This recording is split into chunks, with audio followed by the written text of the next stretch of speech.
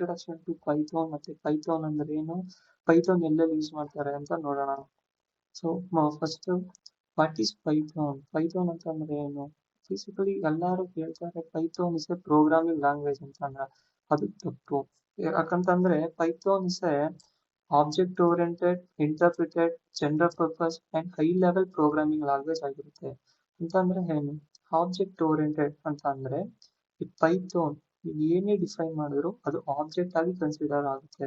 And interpreted ಅಂತಂದ್ರೆ basically it is use to convert the byte code into the machine level code.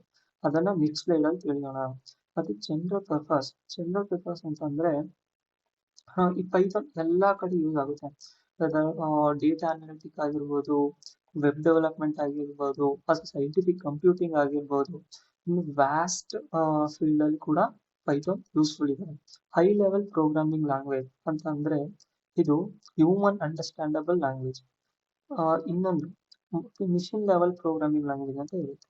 ಆ machine level language ಬರೀ computer ಮಾತ್ರ ಅರ್ಥ ಆಗುತ್ತೆ. ಅದೇ ತರ ಹೈ ಲೆವೆಲ್ ಪ್ರೋಗ್ರಾಮಿಂಗ್ ಲ್ಯಾಂಗ್ವೇಜ್ ಅಂತ ಅಂದ್ರೆ ಯೂಶಲಿ ಈಸಿಲಿ ಹ್ಯೂಮನ್ಸ್ ಅಂಡರ್ಸ್ಟ್ಯಾಂಡ್ ಮಾಡ್ಕೋಬಹುದು. And second point, Python is A programming language that combines the features of C and Java. ಅಂದ್ರೆ ಸಿ ಮತ್ತೆ ಜಾವಾದಲ್ಲಿ ಏನೇನು ಫೀಚರ್ಸ್ ಇರುತ್ತೋ ಅದು ಪೈಥಾನ್ಗೂ ಕೂಡ ಇರುತ್ತೆ. ಇವಾಗ ಸೊ ಲಾಸ್ಟ್ ಸ್ಲೈಡ್ ಅಲ್ಲಿ ಹೇಳಿದಾಗೆ ಅದನ್ನ ಎಕ್ಸಾಂಪಲ್ ಆಗಿ ತೋರಿಸ್ತೀನಿ. ಬೇಸಿಕಲಿ ನೀವು ನೋಡ್ಬೋದು ಈಗ ಫಸ್ಟ್ ಒನ್ ಆಬ್ಜೆಕ್ಟ್ ಓರಿಯೆಂಟೆಡ್ ಅಂತಂದ್ರೆ ಪೈಥಾನ್ ಅಲ್ಲಿ ಎಲ್ಲಾನು ಆಬ್ಜೆಕ್ಟ್ಸ್ ಆಗಿ ಕನ್ಸಿಡರ್ ಮಾಡ್ತಾರೆ. ಫಾರ್ ಎಕ್ಸಾಂಪಲ್ ವೇರಿಯಬಲ್ 1 ಮತ್ತೆ ವೇರಿಯಬಲ್ 2 ಇದು ವೇರಿಯಬಲ್ ತರ ಡಿಕ್ಲೇರ್ ಮಾಡ್ಕೊಂಡಿದೀವಿ ಇನ್ ಪೈಥಾನ್, ಬಟ್ ಇದು ಆಬ್ಜೆಕ್ಟ್ಸ್ ಆಗಿ ಪೈಥಾನ್ ಕನ್ಸಿಡರ್ ಮಾಡ್ಕೊಂಡಿರುತ್ತೆ. ನೆಕ್ಸ್ಟ್ ಇಂಟರ್ಪ್ರಿಟೆಡ್ ಅಂತಂದ್ರೆ ಫಾರ್ ಎಕ್ಸಾಂಪಲ್ ಜಾವಾನ ಎಕ್ಸಾಂಪಲ್ ಆಗಿ ಕನ್ಸಿಡರ್ ಮಾಡ್ಕೊಳ್ಳೋಣ.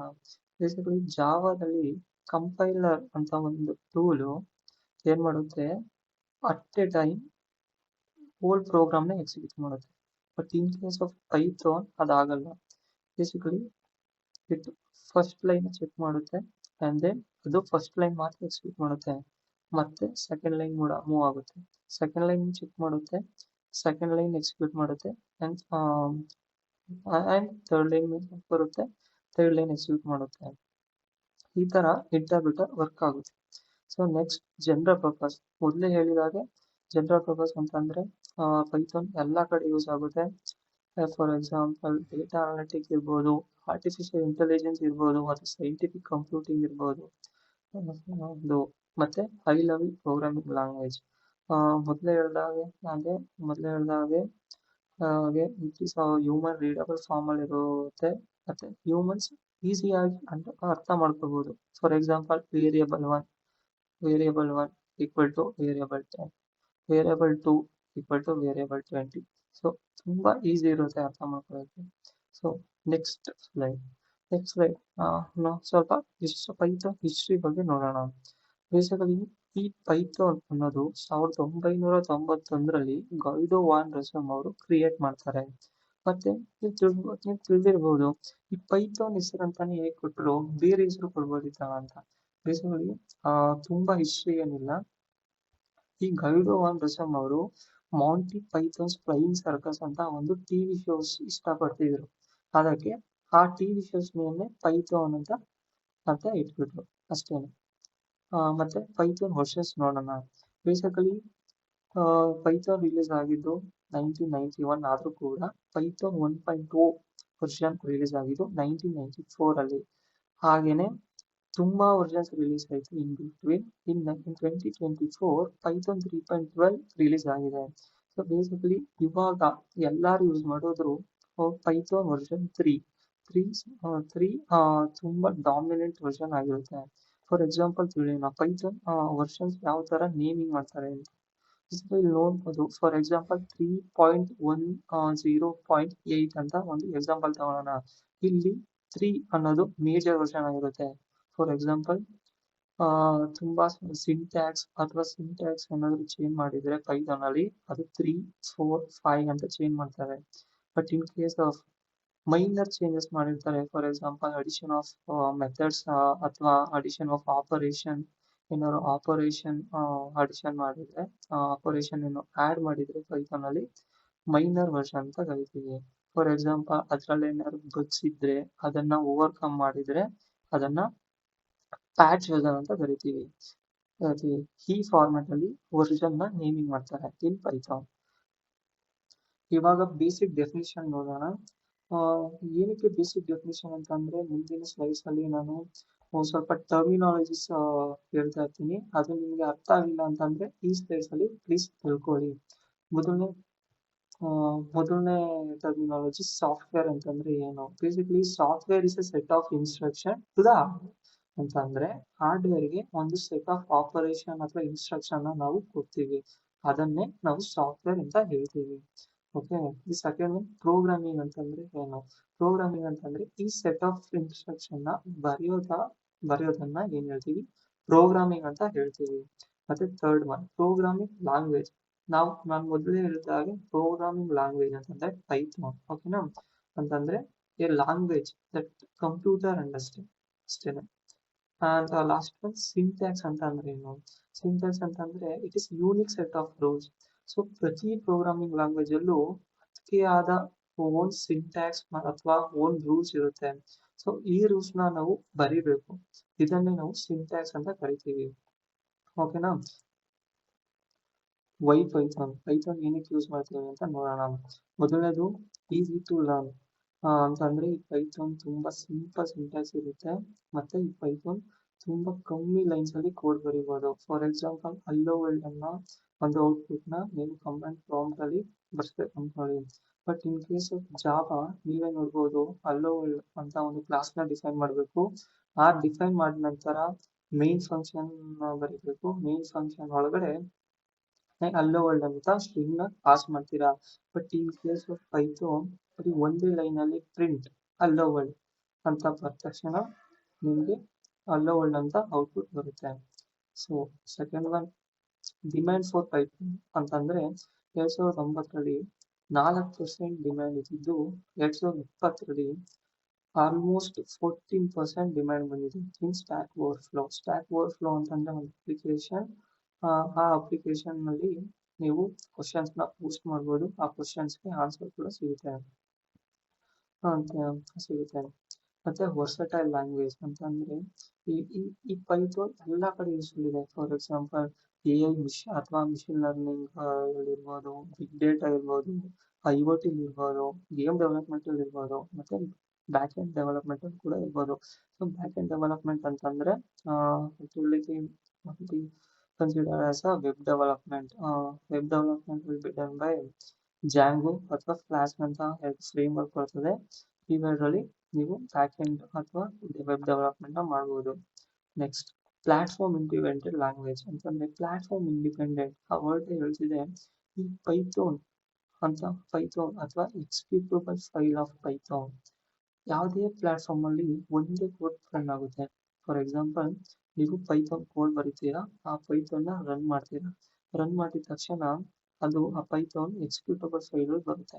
ಈ ಎಕ್ಸಿಕ್ಯೂಟಬಲ್ ಫೈಲ್ ನೀವು ಯಾವುದೇ ಪ್ಲಾಟ್ಫಾರ್ಮ್ ಅಲ್ಲಿ ಕೂಡ ರನ್ ಮಾಡ್ಬೋದು. ವೆದರ್ ಇಟ್ ಇಸ್ ವಿಂಡೋಸ್ ಆಗಿರ್ಬೋದು, ಅಥವಾ ಲಿನಕ್ಸ್ ಆಗಿರ್ಬೋದು, ಅಥವಾ IoT ಪ್ರಾಜೆಕ್ಟ್ಸ್ ಅಲ್ಲಿ ಏನಾದ್ರು ಆಗಿರ್ಬೋದು. ನೆಕ್ಸ್ಟ್ ಯೂಸ್ ಲೈಬ್ರರೀಸ್ ಅಂತಂದ್ರೆ ಈ ಲೈಬ್ರರೀಸ್ ಅನ್ನೋದು nothing but files and folders of Python ಅಷ್ಟೇನೆ. ಈ files and folders of Python ಬೇರೆಯವ್ರು ಬರೆದಿರ್ತಾರೆ, ನೀವು ರೀಯೂಸ್ ಮಾಡ್ಬೋದು. ಫಾರ್ ಎಕ್ಸಾಂಪಲ್ ಪಾಂಡಾಸ್ ಅಥವಾ ನಂಪೈ ಇದೆಲ್ಲ ಲೈಬ್ರರೀಸ್, ನೀವು ನಿಮ್ ಪ್ರಾಜೆಕ್ಟ್ಗೆ ರೀಯೂಸ್ ಮಾಡ್ಕೋತೀರಾ. ನೆಕ್ಸ್ಟ್ ಓಪನ್ ಸೋರ್ಸ್ ಅಂತ ಅಂದ್ರೆ ನಿಮ್ಗೆ ಗೊತ್ತಿರೋ ಹಾಗೆ ಈ ಪ್ರೋಗ್ರಾಮಿಂಗ್ ಲ್ಯಾಂಗ್ವೇಜ್ ಒಂದು ಫ್ರೀ ಆಫ್ ಕಾಸ್ಟ್ ಅಲ್ಲಿ ಸಿಗುತ್ತೆ. ಮತ್ತೆ ನೀವು ಮ್ಯಾನಿಪುಲೇಟ್ ಮಾಡ್ಬೋದು. ಅಂತಂದ್ರೆ ಈ ಪ್ರೋಗ್ರಾಮಿಂಗ್ ಲ್ಯಾಂಗ್ವೇಜ್ ನ ನಿಮ್ಗೆ ತಕ್ಕ ಹಾಗೆ ನಿಮ್ದ ಓನ್ ಮ್ಯಾನಿಪುಲೇಷನ್ ಮಾಡ್ಕೊಂಡು ಈ ಪ್ರೋಗ್ರಾಮಿಂಗ್ ನ ನೀವು ಚೇಂಜ್ ಮಾಡ್ಕೋಬಹುದು. ಮತ್ತೆ ಆಟೋಮೆಟಿಕ್ ಮೆಮೊರಿ ಮ್ಯಾನೇಜ್ಮೆಂಟ್ ಅಂತಂದ್ರೆ ಫಾರ್ ಎಕ್ಸಾಂಪಲ್ ನೀವು ಒಂದು ವೇರಿಯೇಬಲ್ ಕ್ರಿಯೇಟ್ ಮಾಡ್ತೀರಾ, ಈ ವೇರಿಯೇಬಲ್ ಆಟೋಮೆಟಿಕ್ ಆಗಿ ಮೆಮೊರಿಲಿ ರಿಸರ್ವ್ ಆಗುತ್ತೆ. ಸೊ ಈ ಕೆಲಸ ಮಾಡೋದು ಪೈಥಾನ್. ಮತ್ತೆ ಈ ವೇರಿಯೇಬಲ್ ನ ನೀವು ಡಿಲೀಟ್ ಮಾಡಿದ್ರೆ ಆ ವೇರಿಯೇಬಲ್ ಆಟೋಮೆಟಿಕ್ ಆಗಿ ರಿಸರ್ವ್ ಆಗಿರೋ ಸ್ಪೇಸ್ ಇಂದ ಎರೇಸ್ ಆಗುತ್ತೆ. ಈ ಕೆಲಸ ಮಾಡೋದೇ ಪೈಥಾನ್. ಅದಕ್ಕೆ ಆಟೋಮೆಟಿಕ್ ಮೆಮೊರಿ ಮ್ಯಾನೇಜ್ಮೆಂಟ್ ಅಂತ ಕರಿತೀವಿ. ಮತ್ತೆ ತುಂಬಾ ಫೀಚರ್ಸ್ ಇದೆ ಪೈಥಾನ್. ನೀವು ಆನ್ಲೈನ್ ಹೋಗಿ ಸರ್ಚ್ ಮಾಡ್ಬೋದು. Next application for Python. ಈಗ ಪೈಥಾನ್ ಎಲ್ಲೆಲ್ಲಿ ಯೂಸ್ ಮಾಡ್ತೀವಿ ಅಂತ ತಿಳಿಯೋಣ. ಮೊದಲನೇದಾಗಿ ವೆಬ್ ಡೆವಲಪ್ಮೆಂಟ್. ಲಾಸ್ಟ್ ಸ್ಲೈಡ್ ಹೇಳಿದ ಹಾಗೆ ಜಾಂಗೋ ಮತ್ತೆ ಸ್ಪ್ಲಾಶ್ ಅನ್ನೋದು ಎರಡು ಫ್ರೇಮ್ ವರ್ಕ್. ಅದು ವೆಬ್ ಡೆವಲಪ್ಮೆಂಟ್ ಅಲ್ಲಿ ಯೂಸ್ ಆಗುತ್ತೆ, ಆರ್ ಬ್ಯಾಕ್ ಎಂಡ್ ಡೆವಲಪ್ಮೆಂಟ್ ಅಲ್ಲಿ ಯೂಸ್ ಆಗುತ್ತೆ. ಸೆಕೆಂಡ್ ಒನ್ ಡೇಟಾ ಅನಾಲಿಸಿಸ್ ಅಂತಂದ್ರೆ ಫಾರ್ ಎಕ್ಸಾಂಪಲ್ ಅಮೆಝಾನ್ ಅಥವಾ ಫ್ಲಿಪ್ಕಾರ್ಟ್ ಅಲ್ಲಿ ನಿಮ್ದು ಸಜೆಷನ್ ತೋರಿಸುತ್ತೆ. ಈ suggestion nothing but analysis of your data ಅಷ್ಟೇನೆ. ಈ data analysis done by pandas ಅನ್ನೋದು ಒಂದು ಲೈಬ್ರರಿ ಇರುತ್ತದೆ. ಈ ಪಾಂಡಾಸ್ ಅನ್ನೋ ಲೈಬ್ರರಿ ಯೂಸ್ ಮಾಡಿಕೊಂಡು ನೀವು ಡೇಟಾ ಅನಾಲಿಸಿಸ್ ನ ಮಾಡ್ಬೋದು. Third one machine learning. Basically ಈ ಮಿಷಿನ್ ಲರ್ನಿಂಗ್ ತುಂಬಾ ಯೂಸ್ಫುಲ್ ಇದೆ ಈಗಿನ ಟೈಮಲ್ಲಿ. One of the best important and one of the important machine learning framework is TensorFlow. Fourth one, web automation can be done by using the Selenium. Third one, desktop GUI. GUI ಅಂತಂದ್ರೆ graphical user interface. ಇದನ್ನು ಕೂಡ ನೀವು Python ನಲ್ಲಿ use ಮಾಡ್ಕೊಂಡು ಮಾಡಬಹುದು. Sixth one scientific computing. So NumPy ಮತ್ತೆ scientific computing library ಅಂತ ಎರಡು ಲೈಬ್ರರಿ ಇದೆ. ಇದನ್ನು ಯೂಸ್ ಮಾಡಿಕೊಂಡು ನೀವು scientific computing or complex computing task ನ ಮಾಡ್ಬೋದು. ಮತ್ತೆ ಸೆವೆಂತ್ ಒನ್ನು ಗೇಮ್ ಡೆವಲಪ್ಮೆಂಟ್ ಅಂತಂದ್ರೆ ನಿಮ್ಗೆ ಏನಾದ್ರು ಗೇಮ್ ಡೆವಲಪ್ಮೆಂಟ್ ಅಲ್ಲಿ ಇಂಟ್ರೆಸ್ಟ್ ಇದ್ರೆ ಅಥವಾ ಗೇಮ್ ನ ಕ್ರಿಯೇಷನ್ ಅಲ್ಲಿ ಇಂಟ್ರೆಸ್ಟ್ ಇದ್ರೆ ಪೈ ಗೇಮ್ ಅನ್ನೋ ಒಂದು ಲೈಬ್ರರಿನ ಯೂಸ್ ಮಾಡ್ಕೊಂಡು ನೀವು ಗೇಮ್ ನ ಬಿಲ್ಡ್ ಮಾಡ್ಬೋದು. ಸೊ ಏತ್ ಒನ್ ಸ್ಕ್ರಿಪ್ಟಿಂಗ್ ಅಂತಂದ್ರೆ ಡ್ಯಾಶ್ ಮತ್ತೆ ಪವರ್ ಶೆಲ್ ಅಂತ ಎರಡು ಲೈಬ್ರರೀಸ್ ಬರುತ್ತೆ. ಇದೆರಡು ಯೂಸ್ ಮಾಡ್ಕೊಂಡು ನೀವು ಸ್ಕ್ರಿಪ್ಟಿಂಗ್ ನ ಕೂಡ ಮಾಡ್ಬೋದು. ಮತ್ತೆ ninth one natural language processing ಅಂತಂದ್ರೆ ಫಾರ್ ಎಕ್ಸಾಂಪಲ್ ಕನ್ಸಿಡರ್ ನಿಮ್ಮ ಲ್ಯಾಂಗ್ವೇಜ್ ಕನ್ನಡ ಇರುತ್ತೆ, ಅದನ್ನ ಇಂಗ್ಲಿಷ್ಗೆ ಕನ್ವರ್ಟ್ ಮಾಡಬೇಕು. ಇದನ್ನ ನ್ಯಾಚುರಲ್ ಲ್ಯಾಂಗ್ವೇಜ್ ಪ್ರೊಸೆಸಿಂಗ್ ಅಂತ ಕರಿತೀವಿ. ಸೊ ಬೇಸಿಕಲಿ ನಿಮ್ಮ ಲ್ಯಾಂಗ್ವೇಜ್ ಬೇರೆ ಲ್ಯಾಂಗ್ವೇಜ್ಗೆ ಕನ್ವರ್ಟ್ ಮಾಡ್ತೀವಿ ಅಥವಾ ಓನ್ ಡಿಫೈನ್ಡ್ ಲ್ಯಾಂಗ್ವೇಜ್ ನ ಒಂದು ಪ್ರೊಸೆಸ್ ಮಾಡ್ತೀವಿ ಅಥವಾ ಆ ಲ್ಯಾಂಗ್ವೇಜ್ ಅಲ್ಲಿ ನಾವು ಒಂದು ವರ್ಕ್ ಮಾಡ್ತೀವಿ. ಅದನ್ನ ನ್ಯಾಚುರಲ್ ಲ್ಯಾಂಗ್ವೇಜ್ ಪ್ರೊಸೆಸಿಂಗ್ ಅಂತ ಹೇಳ್ತೀವಿ. ಈ ಫೀಲ್ಡ್ ಬೇಸಿಕಲಿ ಪೈಥಾನ್ ಇಂದ ಮಾಡ್ಬೋದು. Next internet of things. For example Arduino use ಮಾಡಿ ಅಥವಾ ರಾಸ್ಬೆರಿ ಪೈ ಅಂತ ಒಂದು ಬೋರ್ಡ್ ಬರುತ್ತೆ, ಅದನ್ನ ಯೂಸ್ ಮಾಡಿ ಈ ಪೈಥಾನ್ ತುಂಬಾ ಇಂಪಾರ್ಟೆಂಟ್.